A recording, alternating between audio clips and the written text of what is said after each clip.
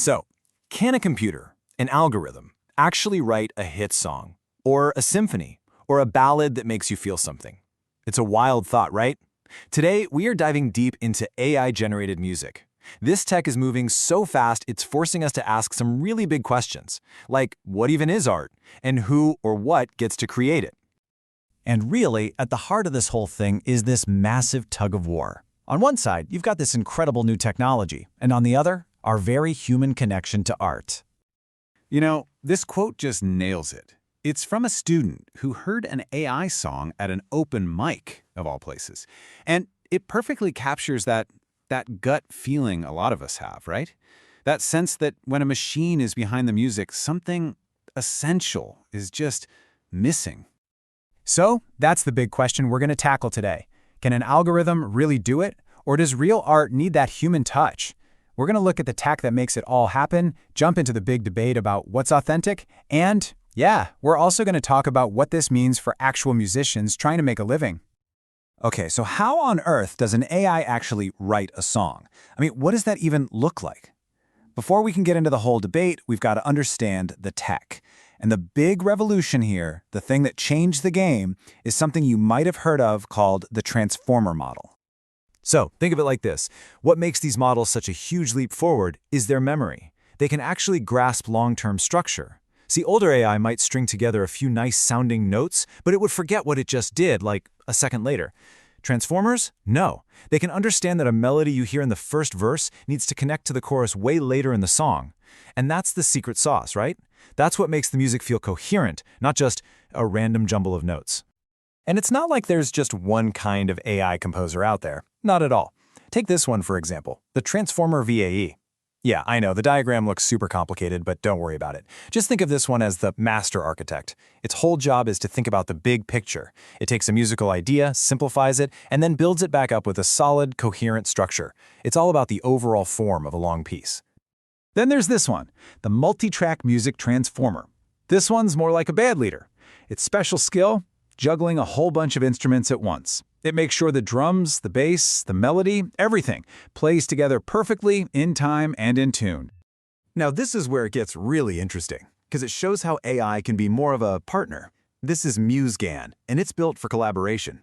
So a real person can play a melody, and the AI will listen and then write a bass line, a drum part, a whole band to play along with you.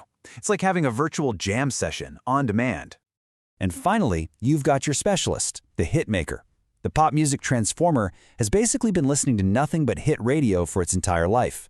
So it's gotten really good at creating those super catchy rhythmic hooks and chord progressions that are basically engineered to get stuck in your head. So, the main takeaway here is that this is not a one-size-fits-all kind of thing. Each of these models is a specialized tool in a toolbox. You'd grab one to write a big orchestral score, a different one to whip up a quick pop beat, and yet another one if you want to jam with an AI. Okay, so the tech is clearly impressive, but how does it actually feel to listen to this stuff? Now we're getting to the other side of the argument, and this is where things get heated. We're talking about art, authenticity, and the ghost in the machine. You've probably heard of the uncanny valley. It's a term that started with robotics, but man, it applies perfectly to AI music. It's that creepy, unsettling feeling you get when something is almost human, but not quite. And for a lot of people, AI music sits right in the bottom of that valley. It's technically perfect, sure, but it just feels empty, emotionally sterile. I mean, think about it. Where does the soul of a song really come from? A lot of people would argue it's in the imperfections. That little crack in a singer's voice when they hit a high note, the sound of them taking a breath, that raw, live energy. AI tends to smooth all of that away, to make everything perfect. And what you're left with can feel polished, yeah, but also kind of lifeless. And that really gets at something deeper, doesn't it? We don't just listen to music like it's a product on a shelf. We connect with the musicians.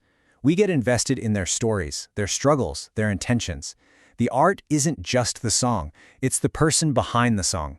Which leads to the million-dollar question. Can an algorithm that has never been in love, never felt heartbreak, never experienced real joy, can it actually create art about those things? Can you have emotional nuance if you've never had an emotion? For a lot of folks, the answer is a hard no. Okay, But this isn't just some philosophical debate for a late-night talk. This has huge, real-world consequences. We're talking about money, jobs, and the entire structure of the music industry. You know, it's funny. This fear of technology killing music jobs, it's not new at all. We've totally been here before. Back in the 80s, when the Fairlight synthesizer came out, the thing that could sample real instruments, the Musicians Union called it a lethal threat. And then what happened? It ended up on iconic albums like Michael Jackson's Thriller and Peter Gabriel's Sledgehammer. History kind of has a pattern here. First there's panic, and then artists figure out how to use the new tool to make amazing new things. But you could argue the scale of the threat is just different this time. Look at this number. $9 billion. That's how much Spotify paid in royalties to human artists in 1 year. So you can see why streaming companies have a massive financial incentive to get their hands on high-quality, royalty-free AI music. That's a lot of money they could save.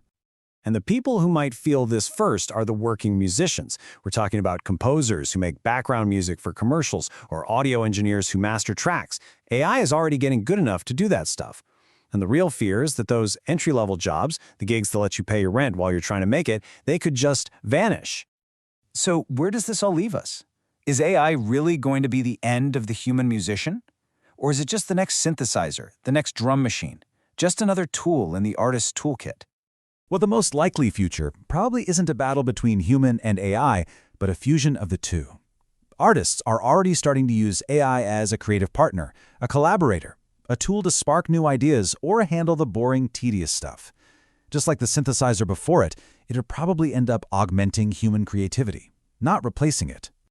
And that leaves us with one last big question to chew on. When you put on your headphones and press play, what are you really listening for? Are you just hearing the notes, the perfectly arranged sounds? Or are you hearing the person who wrote them, their story, their soul? The answer to that question, well, it might just be the thing that decides the future of music.